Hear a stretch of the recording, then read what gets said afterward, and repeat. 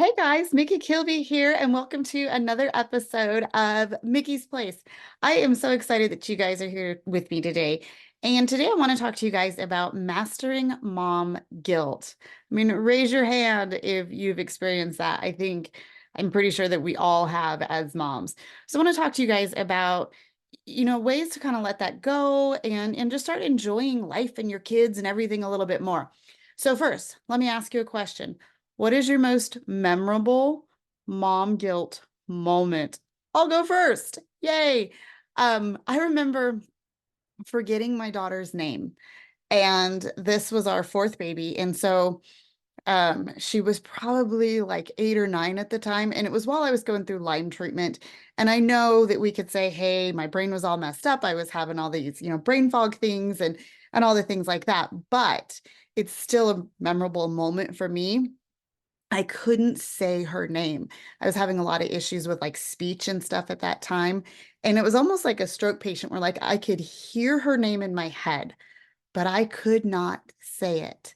I could not say it. And I just remember feeling so bad that I couldn't say her name. And this is one of my more sensitive children. And I've always wondered, like, how has this affected her in the long run? Like, does she really remember the fact that mom couldn't say her name? I could say everybody else's name at that moment, but I could not, I literally could not say her name. I just couldn't do it.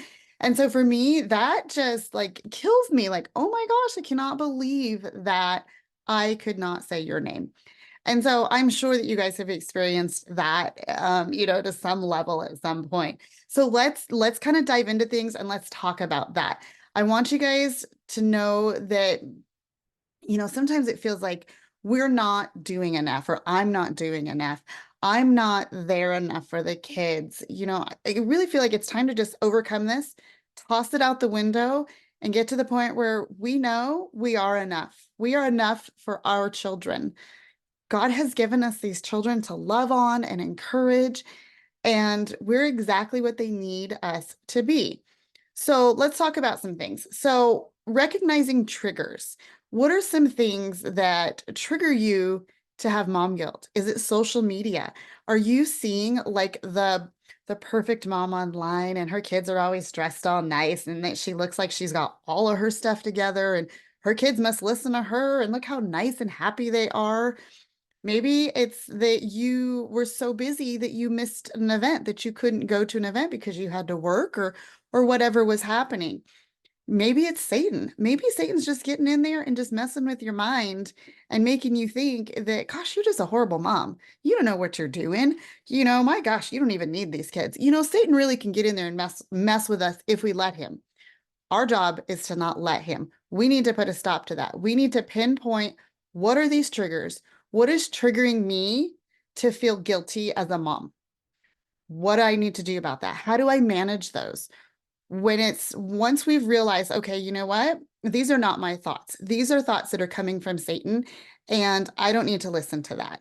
We can put a stop to that. Satan, you're done. In the name of Jesus, I don't have to listen to what you have to say. Social media, you know what? Everybody probably puts, not probably, they put most of their best pictures with their filter on social media. So let's not compare ourselves to that. Nobody lives a social media life. Nobody does. I don't, and nobody else does. So pinpoint those triggers, manage those triggers, and stop the mom guilt with that one. Okay, the second thing, we need to learn to embrace our imperfections. I would say I'm like a recovering perfectionist. Like I'm not 100% there yet. There are many aspects of my life that I want to have set a certain way, and that gives me I feel like I'm in control when things are a certain way. But we need to let that go. That is not healthy for us, and that is not healthy for our kids. And I realized that my kids don't need a perfect mom. My kids, they need a happy mom. They need a mom that will do a dance party with them in the kitchen. They need a mom that is going to go outside and run around, maybe get in the mud, maybe put her toes in the mud. Whatever it is, they just want to enjoy their time with you. They want to spend time with you. If it's your older children and they're done playing in the mud and they're teenagers, go get a coffee with them. Take the time to just to embrace your children and learn to spend some time with them. Be happy with your kids. Manage the chaos that is around you. Learn to conquer that and manage it, but still have fun in the process. We want to manage things without being so controlling that we can't enjoy life anymore.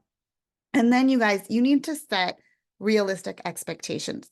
And this one is hard for me sometimes. And I have to go back to my kids and apologize and say, I think that I kind of set the expectation too high, or that I had an expectation and I didn't share that with you. And then I set you up for failure. So let me backtrack a little bit. When we have an expectation, and we have expectations of our kids, of our coworkers, of our spouses, of our friends, we have expectations. When those people don't meet those expectations, then we have disappointment.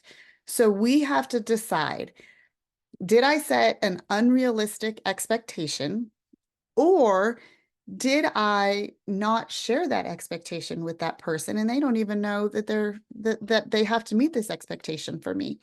So we need to be real with ourselves on this. You guys, we can't do everything. We can't be all of the places at all the times. So we have to kind of like balance that and shift things and be willing to adjust our expectations without feeling like we're just completely giving up. We can't rely on anybody. This is dumb. I don't want to do this anymore. Nobody does what I expect them to do, right? We expect our kids in our house to do chores. I can't tell you how many times I will, go take a shower expecting my children to do the chores that they know they're supposed to do after dinner, and I come out and nothing's been done. You knew what you were supposed to do. Why did you not do it? So then I have to decide, is this something that needs to be, talked about and disciplined for? Are you being lazy? What am I setting unrealistic expectations? Is it too much of an expectation for you to do the dishes after dinner when you're 15? Is it too much of an expectation to sweep the floor after dinner when you're 12 years old? I don't think so. So I have to kind of balance that. If they're sick, if they're tired, sometimes those expectations have to be adjusted and shifted. And so you need to be realistic about what you're expecting of your kids and be willing to adjust all of that. And then you guys, you need to find your tribe. You need to find other mamas. You cannot do this alone. I love to be in charge. I love to just feel like I got this. I don't need anybody. I can do this all on my own. But whenever I get in that mindset and I stay in that place, things start to get more difficult for me because I'm not being surrounded by other moms, and I'm not getting that encouragement that I need. So I really want to encourage you guys, find your tribe, find a community, find some other mamas to go walking with, to go have a coffee date with, to go have play dates with, so that you get that social interaction and that you can bounce ideas off of one another. You can encourage each other. You can, there's been times that somebody's had to say, hey, you know what? I don't think what you're doing with your kids right now is the best course of action. And, you need to have women in your life that you can trust enough that can come alongside you and in love say, hey, I see you're struggling with this. Maybe your expectations are off. Maybe you're expecting too much when your kiddo's only 2, or maybe you're not expecting enough out of your kiddo that's 15. So you need to have a tribe of women surrounding you. Or if you're a single dad, my brother's a single dad, dude, get your group of guys with you and talk about those kind of things. Find your tribe, guys, find your community. And then focus on the positive. Focus on the things that are going good, that are awesome. Write those things down. I'm a talker, in case you hadn't noticed. So I have a harder time like journaling and writing things down, but I'm really learning to embrace that. I have a paper journal, but I also have an app on my phone where I can journal things because it feels like late at night as I'm falling asleep, I'll start thinking of things.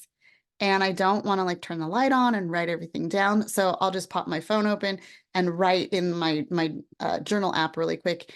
And I think the one I have just came with my iPhone or is an iPhone app.